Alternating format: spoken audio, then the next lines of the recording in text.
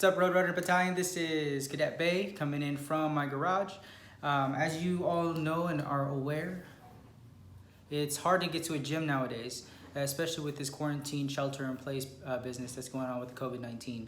So with that said, I know that there have been a lot of questions as far as what kind of exercises you can do while you're on this quarantine situation. So what we're going to do today is we're going to show you a couple of moves, a couple of exercises that you can utilize at home, whether you have equipment or whether you don't have equipment. You can always modify things if it's too hard or if it's too easy. But we'll go over some good exercises so that you can physically train at home or physically train at the park, as long as you're keeping that social distance.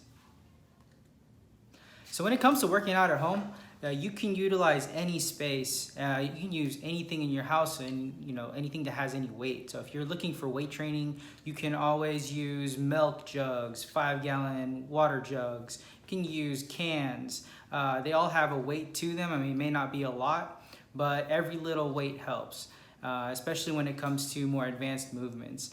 You can even use your table. You can use countertops. I mean, the world is your oyster, essentially. But today what we're going to do is we're going to focus on some exercises that incorporate basic body weight movements.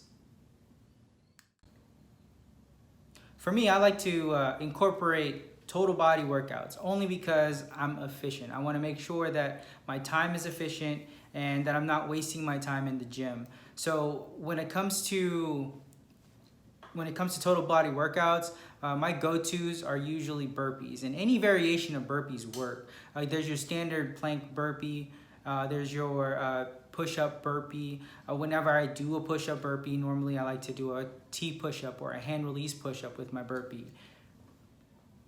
And by doing that, I'm also incorporating those elements for the ACFT. If I really feel like I want to ramp up my intensity, I will grab a box, which I have, or you can just jump on stairs.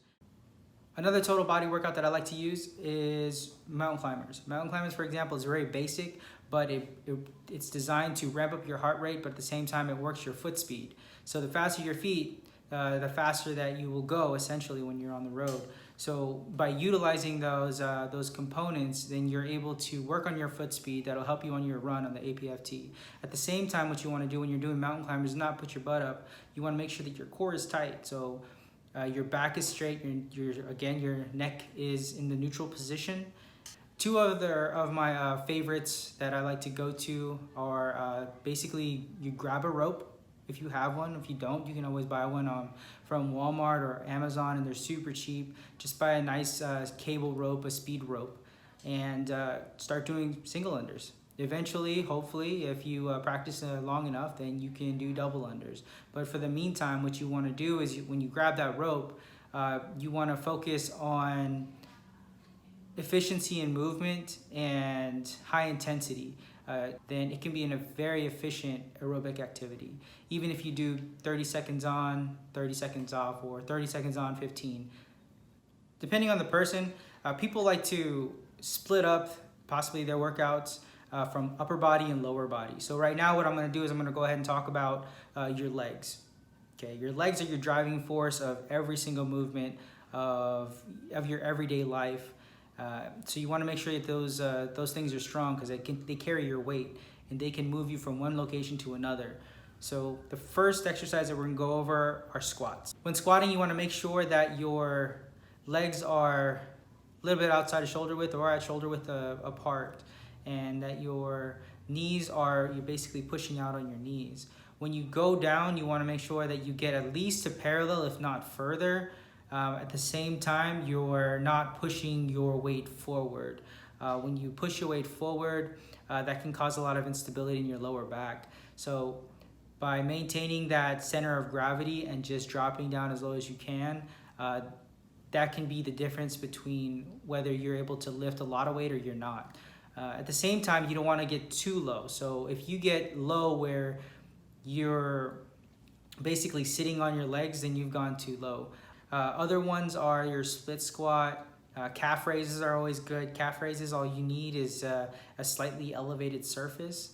Now, when you're going with the calf raise, most people like to just go parallel with the ground and then lift up. but they forget about that negative movement or that lower movement when you're doing calf raises. So when you do find a ledge or a step, what you're gonna do is you're gonna lift upwards and then downwards all the way to where your toes are essentially pointing up. Once you hit that position, then you can come back to neutrality. Or you can split it up where you just do the top half and then do the bottom half. Now, we're all familiar with the push-up, right? So as of late, the Army has adopted the hand release push-up and the T push-up. And hopefully, in your preparation for the APFT, you've been utilizing various push-ups, such as the diamond push-up and the wide arm push-up and the push-up where you push your elbows out as opposed to the PT push-up where you squeeze your elbows in close to your side. All of those work different muscle groups.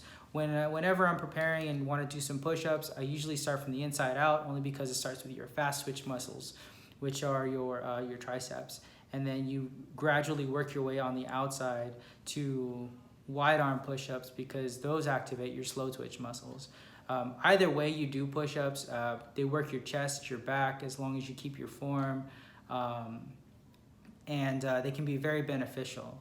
Now, another way of utilizing push-ups that you may not have thought of is using an incline or a decline, and that can be done off of kitchen chairs, beds. In this case, what I'm going to show you is doing a decline push-up off of a bench. So when you're doing a decline push-up off a bench, you want to make sure that, just like a regular push-up, you keep your core tight. You keep your body in a genuinely straight line as you come down, and that would simulate an incline bench press.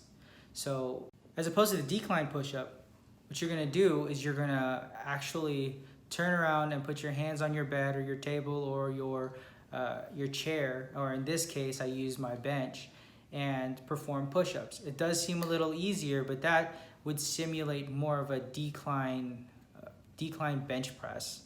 So that can also be used to strengthen and keep your back and your chest fit.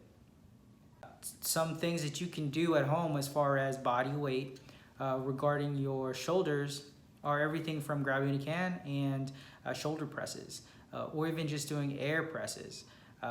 It does seem kind of cumbersome, or maybe it doesn't seem like it would do a lot, but enough repetitions will get your shoulders on fire.